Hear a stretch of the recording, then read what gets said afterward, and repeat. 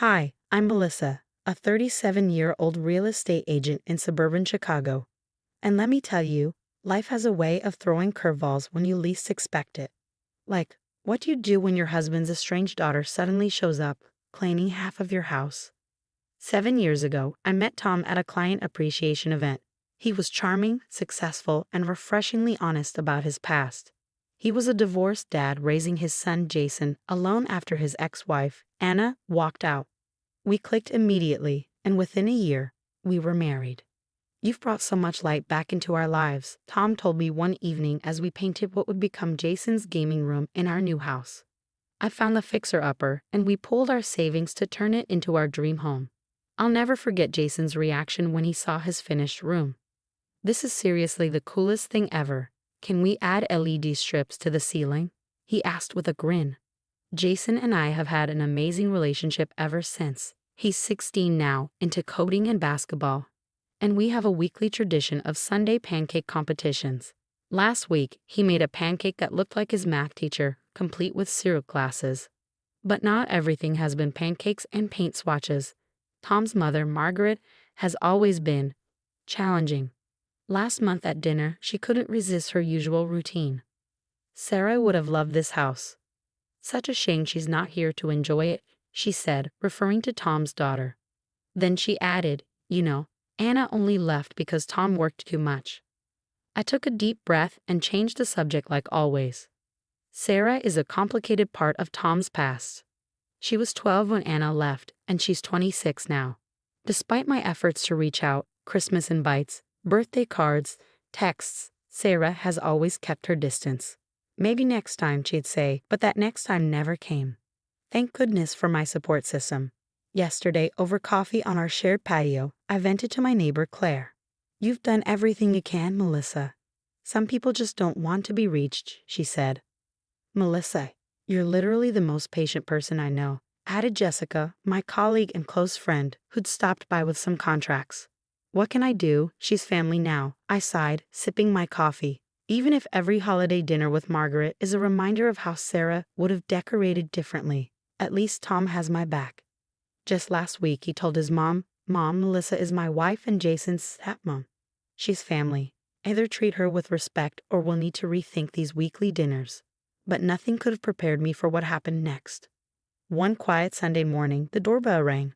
When I opened the door, there stood Sarah, with 2 oversized suitcases, looking nothing like her glamorous Instagram photos. "Daddy, I'm home," she cried, rushing past me and into Tom's arms. My acting career didn't work out, and I need a place to stay. Before I could process what was happening, Margaret appeared as if summoned by Sarah's return, like a fairy godmother with an agenda. "Of course you'll stay here, sweetheart. This is your home too," she cooed, turning to Tom. "Tell her this is her home." I saw the guilt flood Tom's face as he said, "Of course, princess. Stay as long as you need." Later that night, I tried reasoning with Tom. We should help her find her own place. The guest room isn't a long-term solution. "She's my daughter, Melissa. I wasn't there for her before," he said, shutting the conversation down. Within a week, Sarah called a family meeting. She spread papers across our dining table, her voice sharp. "This house should be half mine. It's my birthright as Daddy's firstborn. I deserve a stake in the family property." I couldn't believe my ears. Sarah, Tom, and I bought this house together. We renovated the house ourselves. "Oh please," Sarah scoffed, rolling her eyes. "Everyone knows you manipulated Dad into buying it." "Right?" Margaret chimed in, perched smugly at the dining table. "It does seem convenient how a real estate agent managed to snag both my son and a luxury home." The manipulation didn't stop with Tom, it extended to Jason.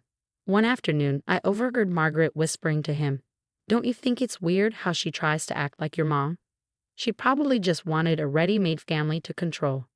That evening, Jason barely spoke to me at dinner, and my heart broke. Then, things started disappearing. First, my grandmother's pearl necklace vanished from my jewelry box. Then, I caught Sarah rifling through our home office. "What are you doing?" I demanded. "Just looking for Dad's old photos," she replied, shoving papers into her bag. The final straw came during Friday dinner when Sarah and Margaret tag-teamed Tom. "Daddy, I need a fresh start," Sarah began. The house has so much equity, Tom. Margaret interrupted. Refinancing would barely impact your monthly payments. Sarah needs her father's help. Tom hesitated, his guilt written all over his face. We could take out enough for her debts and maybe a small business loan, he mused.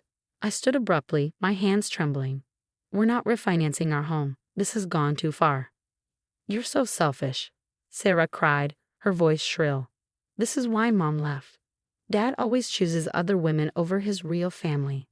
I watched Tom crumble under the weight of her words, but something in me snapped. This wasn't just about a house anymore. It was about saving my family from being torn apart by manipulation and lies. When my diamond earrings disappeared, I decided enough was enough. With Claire's help, I discreetly installed tiny cameras throughout the common areas. Then came the email that changed everything. Subject: You need to know the truth about Sarah. Jake Martinez. Jake, Sarah's ex from LA, reached out over video chat. She convinced my parents to invest in her acting career and took them for $30,000. You're not the first family she's tried to squeeze. Claire, being her usual resourceful self, helped me dig deeper. Melissa, look at this, she said, pointing at her laptop. 2 lawsuits in California, both from former roommates accusing her of stealing their identities to take out loans. She's got over $50,000 in judgments against her. Then, one night, while reviewing security footage, I overheard Sarah and Margaret in the kitchen. Once we get the refinancing done, we'll make her so miserable she'll leave on her own, Margaret said. Tom will have to choose between his wife and daughter, and when she's gone, we'll convince him to put the house in your name, sweetheart. It's what your mother would have wanted. My heart stopped when I heard Jason's voice from the doorway. What did you just say about my mom? Sarah, oblivious, laughed later in the living room with her friends. God, my replacement brother is such a pain. Dad only had him because he couldn't handle losing me. Poor substitute kid. That night, Jason hugged me tightly. You're my real mom, Melissa. The one who actually stayed. The turning point came when I confronted Sarah about a missing check from Tom's business account. I found her rifling through our home office again. Get out of my private papers, I snapped. Private? She retorted, shoving me hard against the desk. This is my father's house. The cameras caught everything: her assault, her rummaging through documents, even her pocketing Tom's checkbook. Later, under her mattress, I discovered copies of forged checks totaling over $20,000. I got her, I texted Claire. But we need to handle this carefully. I gathered every piece of evidence: Jake's testimony, the lawsuits, the security footage, and the forged checks. The final blow came when I checked our bank statements. Sarah had already cashed 3 forged checks at different branches. Tom was in his study when I showed him the file. As he flipped through the evidence, his face shifted from shock to anger to heartbreak. No more enabling. No more guilt, he said quietly. Call the police. We held a family meeting that night, with Margaret and Sarah seated at the dining table. I placed the thick folder of evidence in front of them. Before anyone speaks, I said, you need to see this. I laid everything out: photos of Sarah stealing, video footage of the assault, the forged checks, and Jake's testimony. You wouldn't dare use this against me, Sarah hissed. Daddy, she's trying to turn you against me. Jason stepped forward, his hands shaking. Stop calling him that. You don't care about this family, you only care about yourself. Tom hesitated for a moment, then pulled out his phone. Jason, show her what she said, he said quietly. Jason didn't need to be asked twice. He played the video of Sarah mocking him as a replacement child. Her voice echoed through the room like a dagger slicing through the air. Before anyone could react, my phone buzzed on the table. I answered on speaker. It was Jake. Melissa, he said, his tone grave. The LAPD wants to talk to Sarah about a rental scam. Turns out she took deposits from 12 families for the same property. It's all catching up to her. Sarah's eyes darted around wildly. You're all against me, she screamed, lunging toward the pile of evidence on the table. Tom caught her by the arm, his voice firm. That's enough, Sarah. I've seen everything I need to see. Minutes later, the police arrived. Sarah's face twisted with rage as they led her out in cuffs. Margaret, ever the master manipulator, tried one last desperate play. I'll go to the church board, she threatened. Everyone will know how you've destroyed this family. But Claire stepped in with the precision of a practiced lawyer. Funny you should mention the church, Margaret, she said, her voice cutting through the room like steel. Their annual audit found some interesting transfers from the charity fund to Sarah's accounts. Care to explain? Margaret's perfect facade crumbled in an instant. I was helping a family member in need. By stealing from homeless shelters, Claire shot back, unimpressed. Tom's voice turned ice cold. Both of you. Get out of my house. Now. In the weeks that followed, the fallout was swift and unforgiving. Sarah faced charges in 2 states, with no chance of probation this time. Margaret's church friends learned of her role in enabling Sarah's schemes, and her carefully cultivated social status crumbled. One Sunday, Jason smirked over breakfast. Mom, you should have seen Grandma at church. She has to sit alone in the back row. No one will even look at her. Sarah's court date came quickly.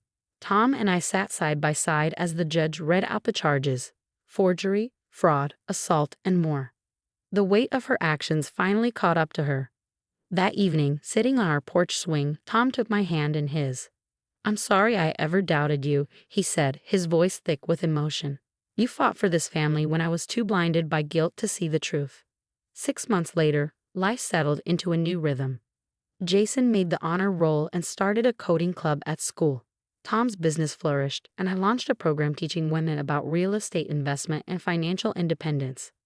One day, I helped a woman buy her first house after leaving a toxic marriage. As I handed her the keys, she hugged me tightly. How did you know exactly what I needed? She asked.